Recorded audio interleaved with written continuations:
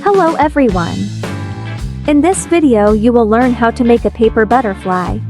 You will need a square, size 10 centimeters by 10 centimeters. Take the square and fold it like this.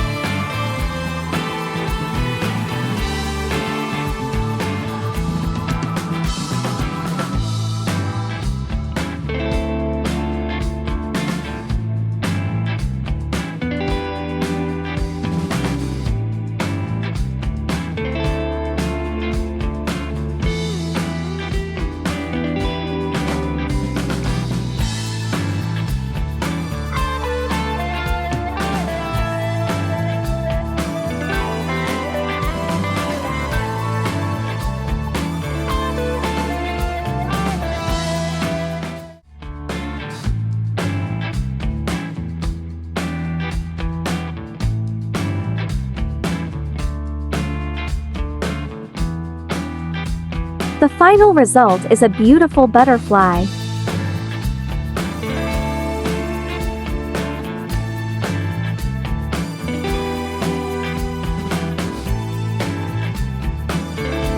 Thank you all for watching. Like, comment, subscribe to the channel so you don't miss new videos.